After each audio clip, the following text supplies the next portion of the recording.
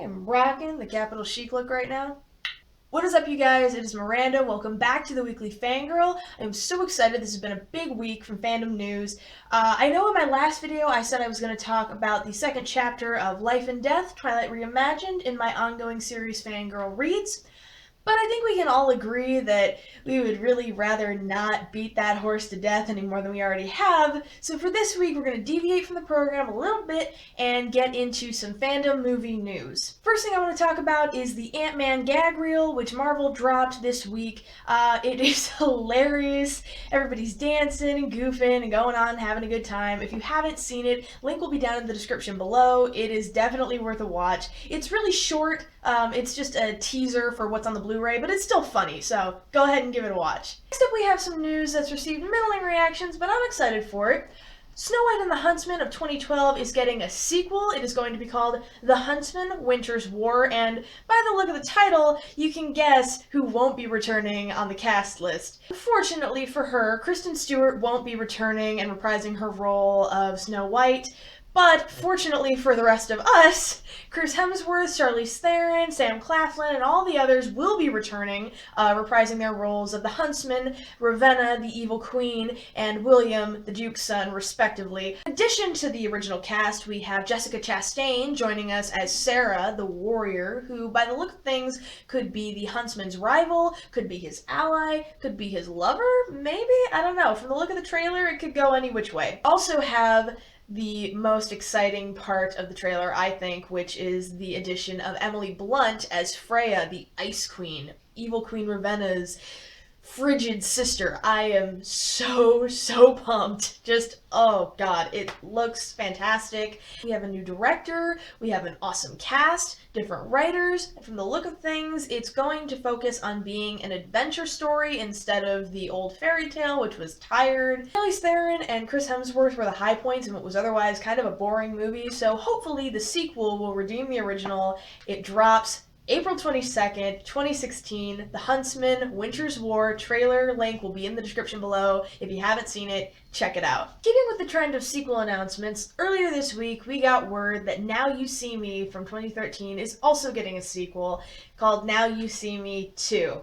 It's not the most original title, but we'll work with it. Franco goes on record as being very disappointed that they didn't say Now To See Me as the title, and also goes on record to say that he hopes, if there's a threequel, that it's called Now You Three Me. You get it? Because I'm with you, Dave. Fingers crossed. The original cast will be making their return with the exception of Isla Fisher, who, unfortunately, will not be reprising her role of Henley Reeves. I'm sad, because, you know, she was one of my favorite parts of the original film. But on the plus side, Woody Harrelson, Jesse Eisenberg, and Dave Franco will all be returning as the three remaining horsemen, along with Mark Ruffalo as Dylan Rhodes, Morgan Freeman as Thaddeus Bradley, and Michael Caine as Arthur Tressler? Arthur Tressler.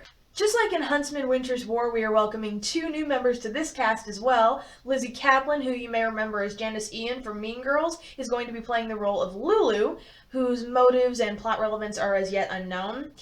And we are also welcoming, and I cannot believe the words are about to come out of my mouth. Are you ready? Daniel Radcliffe is going to be playing the role of Walter Mabry, who by all accounts is a tech prodigy and also appears to be the movie's villain. Yes, you heard it right. Harry Potter is in a movie about magic again, and this time he's the bad guy. Are you excited yet? Because I'm excited. You guys, this movie looks amazing. It drops June 14th, 2016, and I personally cannot wait. Trailer will be in the description below.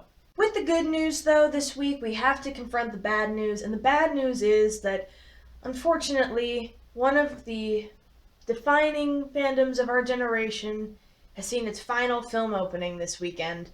Mockingjay Part 2 has opened, meaning it is the close of the Hunger Games film franchise. Yes, it's finally over, and I think we're all a little sad. I know I myself personally was only a little sad. I didn't cry nearly as much as I thought I would, but at the same time, it still tugged at my heartstrings a little bit. To see another series end, it's heartbreaking. But at the same time, it was a very satisfying end. They did the book incredible justice. They didn't pull any punches, they didn't leave anything out.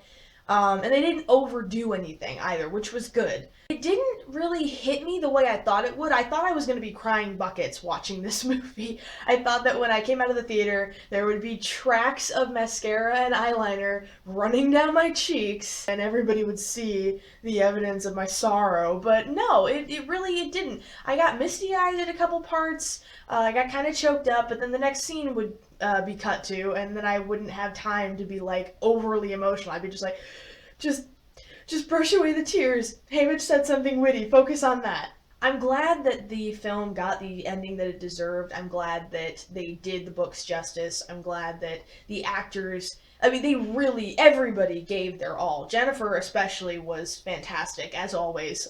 Josh and Liam, oh my god.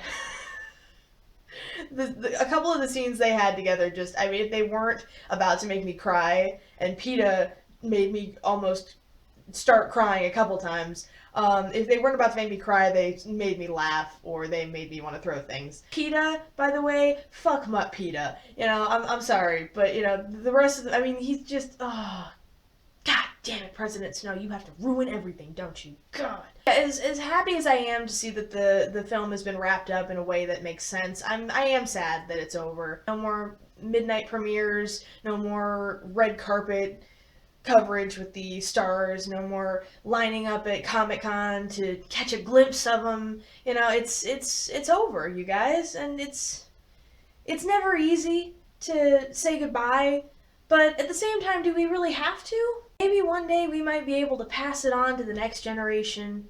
We might be able to hand a copy of one of the books or a copy of one of the movies to a kid and say, go read this, or go watch this, or maybe if the audiobook trend is still a thing, go listen to this. And then they'll come back in a couple hours weeping and say, why did you do this to me? You get to say, you know what? This is how we grew up. I know you got attached. I know you felt some feelings, and I know the author was cruel, and they ripped your favorite character away from you, didn't they? Didn't they? That's what heartbreak is. Now you know. This is how you learn. Oh god, fangirls be cray. Fangirls be cray. No, but in all seriousness, the Hunger Games series, while it may be wrapped up, is never really going to be over, which is good. You know, we'll be able to hold on to it. We'll be able to go back and reread those books. We'll be able to go back and rewatch those movies, and we'll be able to share these stories with our friends, with our loved ones, and down the line with our kids and our grandkids, and give them a story, and we'll show them a part of our childhood and make it a part of theirs, and it'll never end. But in memory of the fallen, let us just have a moment of silence, shall we? Just for those that we've lost, of which there were many. I think it's come time that we say goodbye. Finnick, Prim, Rue, Thresh, so many others, I can't remember all of their names. Okay, that's enough. So, from one fangirl to many, many others, let me just say,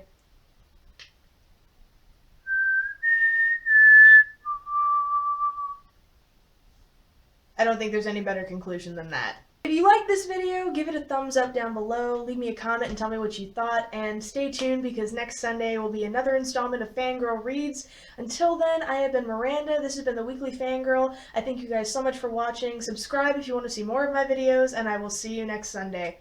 Bye.